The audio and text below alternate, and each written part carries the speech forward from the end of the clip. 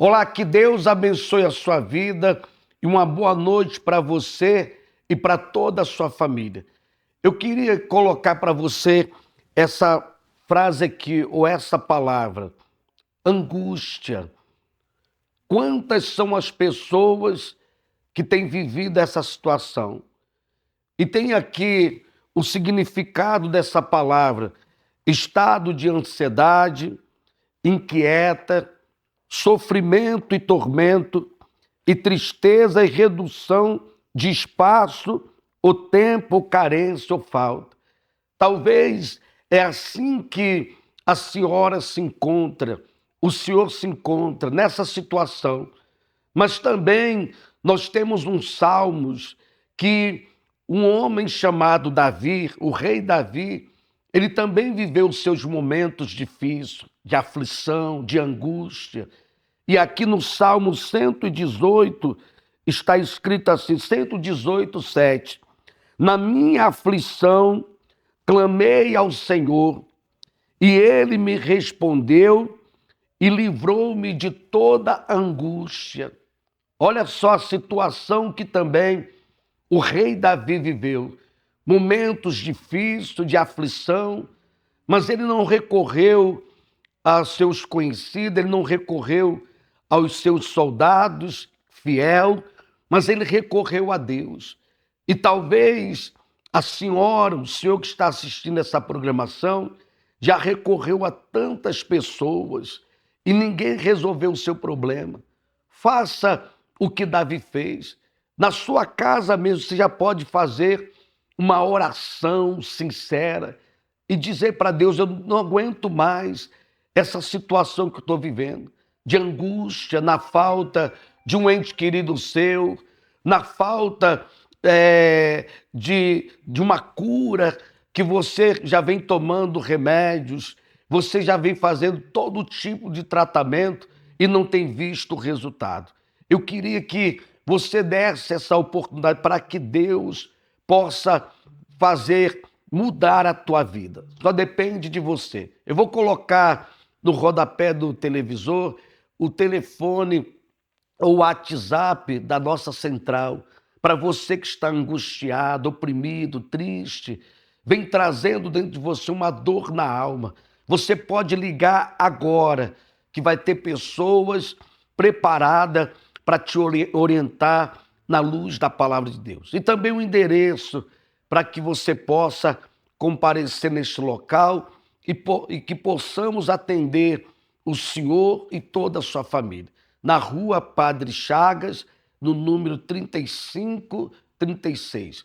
Fica ali bem no centro da nossa cidade de Guarapuava. Nós vamos a um intervalo que mostra pessoas que viveram o que você está vivendo e tiveram a resposta que você tem procurado em muitos lugares. Desde a minha infância eu já sentia a presença do mal. Desde novinha eu comecei a sentir que eu era diferente. Eu sentia que algo não se encaixava. Enquanto eu via as outras crianças todas juntas, eu não tinha essa vontade de me enturmar. Eu sempre me isolava, eu sentia que faltava algo em mim. Foi quando eu comecei a me tornar uma criança obscura. Tudo que era de alternativo, eu queria saber. Então tudo que envolvia ocultismo, tudo que era preto, tudo que envolvia sangue, eu queria ver. Foi quando eu fiz 13 para 14 anos, quando esse vazio ele já havia crescido ainda mais dentro de mim, que eu comecei a fazer o uso do cigarro. Porque um jovem me apresentou e ele falou: olha, isso aqui vai reduzir a sua ansiedade.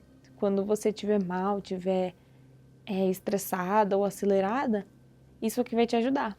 E foi quando eu comecei a fumar. E com 14 anos eu já fumava em torno de 2 maços de cigarro por dia. Eu comecei a beber porque me apresentaram umas bebidas. E tudo que pudesse me tirar da realidade era o que eu fazia. E quando eu chegava em casa, vinha o choque de realidade. Porque era ali que eu percebia que eu não tinha ninguém. Eram amigos de copo. Então eu só podia contar com eles se fosse para beber, se fosse para sair, se eu tivesse dinheiro para sair. E por vezes eu dormia e tinha pesadelos. Então, muitas vezes eu acordava com aqueles pesadelos, sentindo a sensação na pele. E quando eu acordava, eu tinha aquele medo de que algo fosse me puxar, algo fosse me machucar.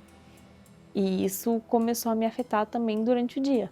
Com a depressão, eu não tinha disposição de fazer nada. Então eu me fechava dentro do quarto e dormia por 15, 20 horas, dependendo do dia. Foi quando eu comecei a me automutilar.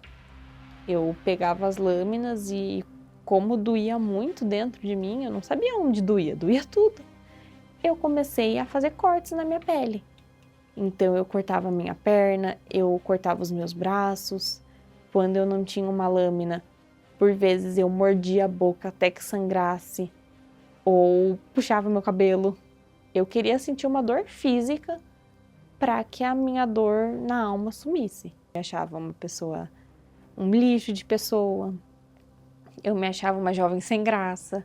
Quando eu andava na rua, eu achava que as pessoas iam me olhar torto, porque como eu já tinha um monte de piercing, cabelo colorido, era assim, um retrato de uma pessoa totalmente virada do avesso. Meus pensamentos eram de que se eu continuasse viva, eu estava sendo um peso para quem estivesse em minha volta.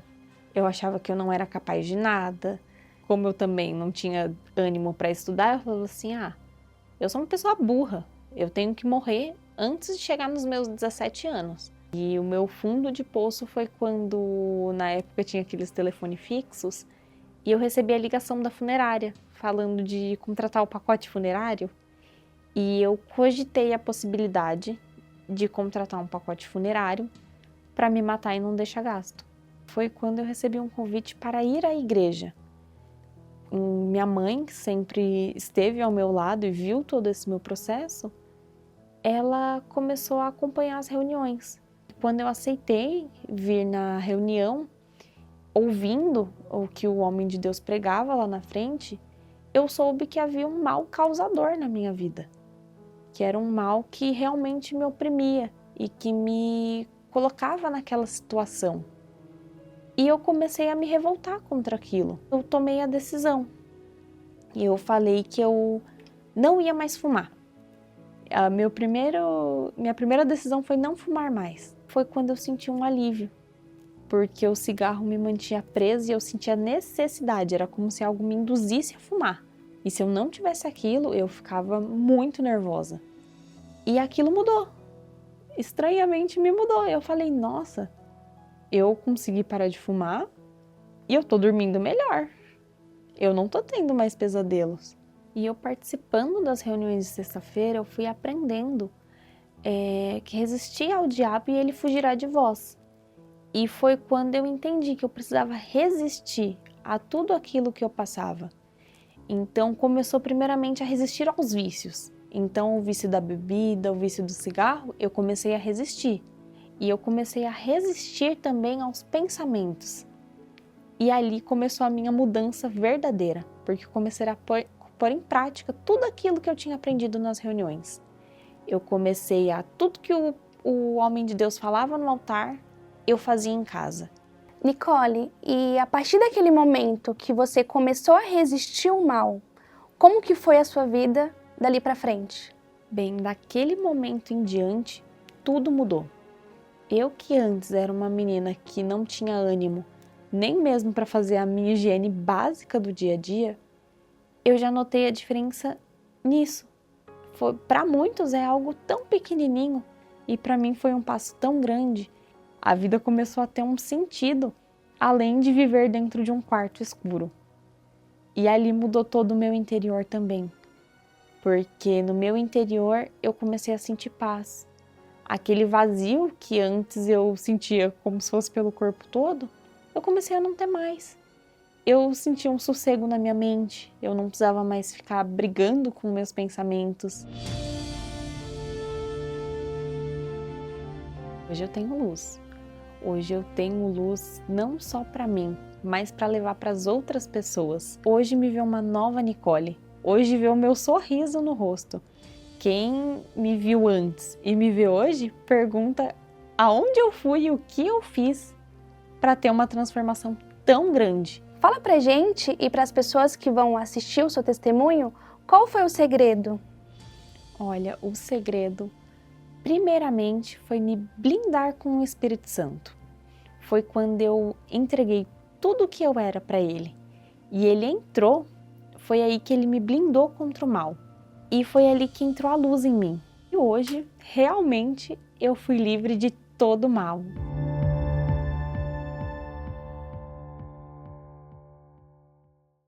Estamos de volta.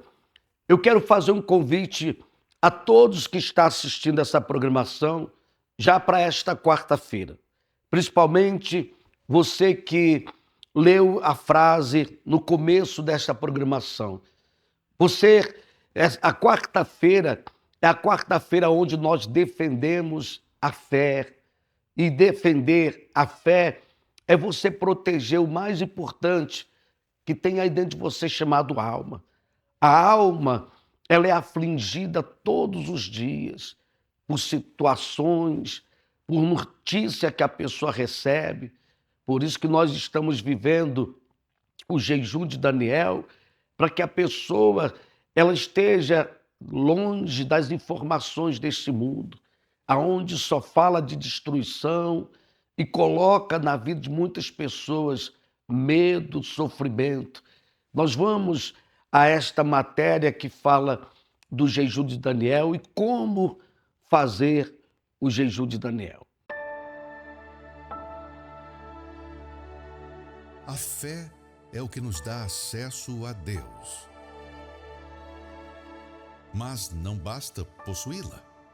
A fé que realmente funciona é aquela que é resistente, bem alimentada e bem defendida. E se você não defender a sua fé, quem a defenderá por você? Hoje, o estudo Defesa da Fé. Ensinamentos práticos de como você blindará a sua fé. Nesta quarta-feira você deve se programar e você deve estar em uma de nossas reuniões.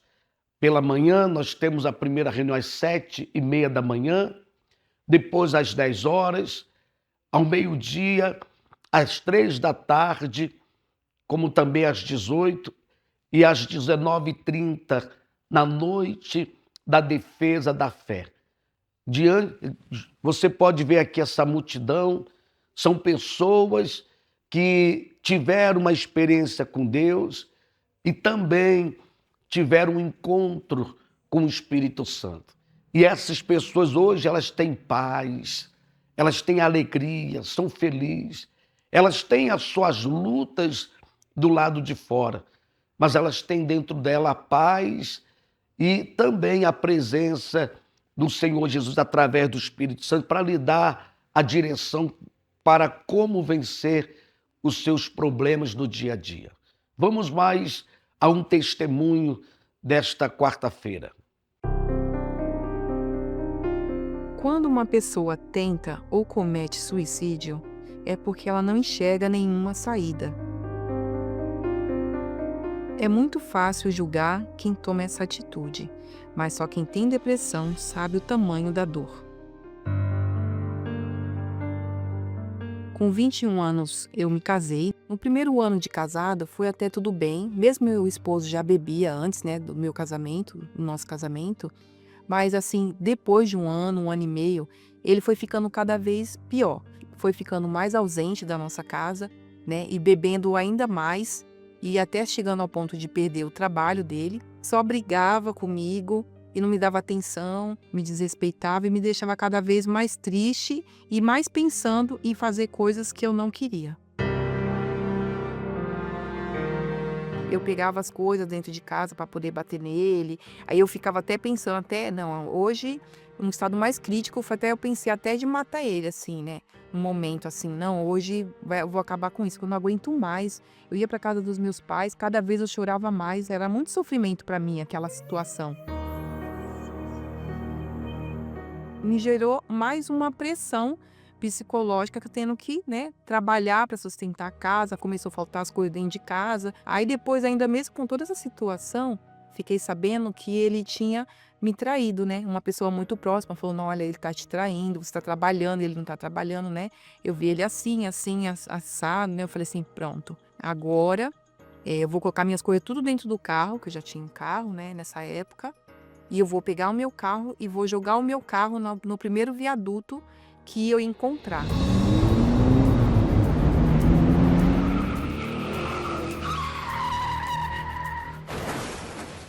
Não consegui, não tive força, né? Então me senti mais impotente ainda, porque nem para cometer o suicídio eu consegui.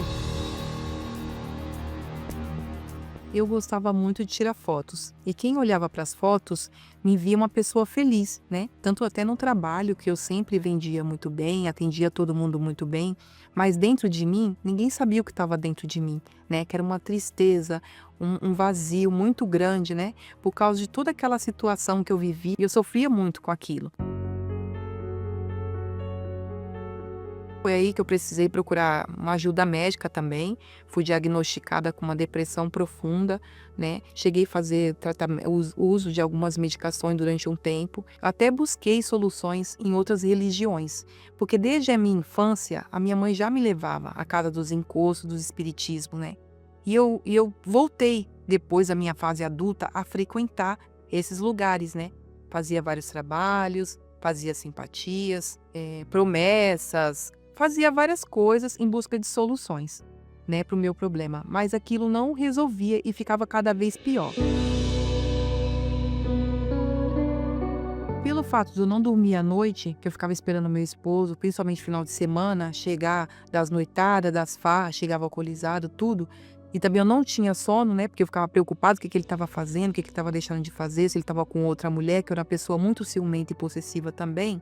Então eu liguei a televisão na programação da Igreja Universal e eu vi aqueles programas de televisão, várias pessoas contando como eram curadas, como foram curadas, e eu ficava pensando: meu Deus, como que elas conseguiram? Já procurei em tantos lugares, já fui em tantos, já fiz tantas coisas, já chorei tanto e não consegui a solução dos meus problemas, e se elas conseguiram, também vou conseguir. Foi aí que eu cheguei até a Igreja Universal e eu não imaginava que aquele dia seria o início de uma nova vida.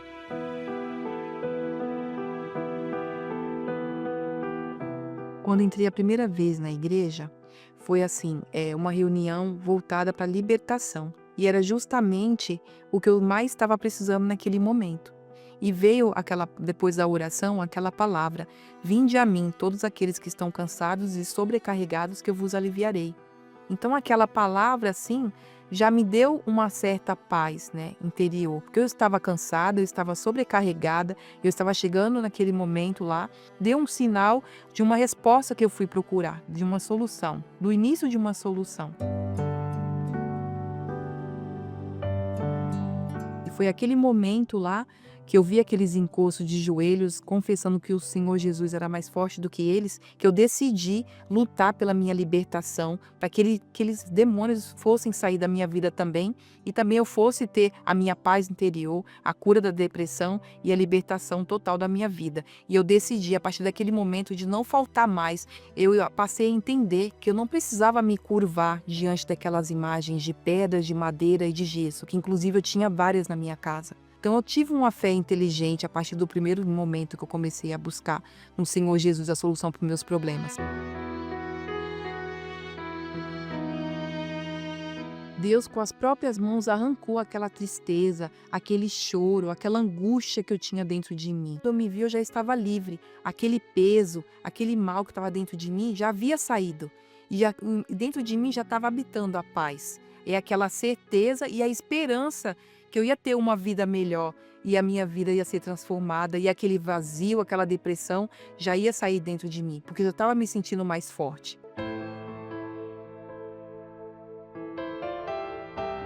Foi aí que eu aprendi, né, que aquele que crê e for batizado será salvo. Foi aí, com poucos meses que eu já estava frequentando a igreja, que eu resolvi me batizar e me entregar 100% a minha vida ao Senhor Jesus.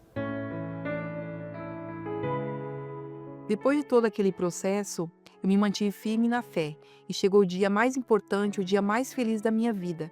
Foi naquele domingo, pela manhã, o meu batismo com o Espírito Santo, aquele dia que eu jamais vou esquecer, que foi em julho de 2015. E tudo mudou. Quem queria morrer, hoje eu quero viver, e quero viver muito, ainda mais na presença de Deus, né? E tudo é diferente. Tudo que está dentro de mim agora é só alegria, paz. E eu era uma pessoa que procurava sempre tirar muitas fotos. Antigamente eu tirava foto mostrando uma felicidade que não era verdadeira. E após o meu batismo com o Espírito Santo, hoje eu tenho uma felicidade verdadeira. Eu amo ainda mais tirar fotos, que realmente é uma foto que vai transbordar a minha alegria para aquelas pessoas que estão vendo.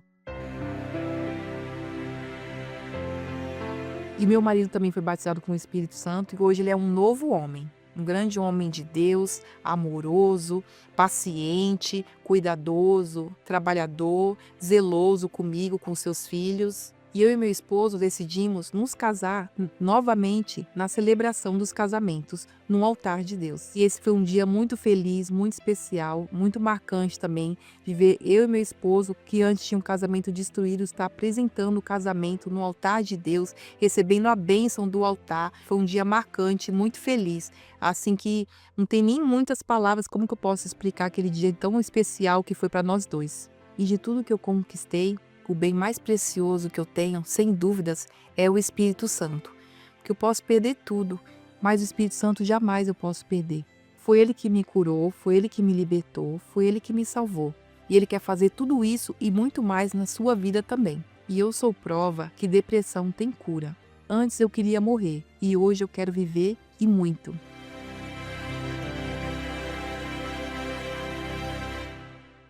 Agora eu queria mostrar para você esta cruz.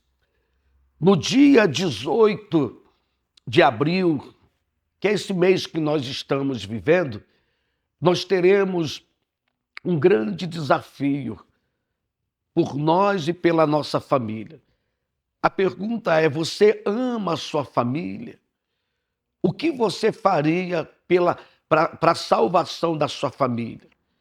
O que você faria para ver o seu filho, a sua filha, o seu esposo, a sua esposa, a sua família bem? Você faria algo que seria impossível? Então, eu quero fazer um convite a você para esse dia 18, aonde nós teremos uma grande concentração de fé e estaremos levando ao pé da cruz, essa cruz que você está vendo aqui agora, o pedido com o nome de todos os nossos familiares. Inclusive, eu estou aqui com uma cruz em minha mão, que você pode vir buscar uma cruz como esta e escrever atrás o nome dos seus familiares, e você vai colocar esta cruz na maçaneta da sua porta e deixar ali até o dia 18. E uma vez ao dia você vai fazer uma oração, a oração do Pai Nosso, pedindo a Deus para que Ele venha guardar você e toda a sua família.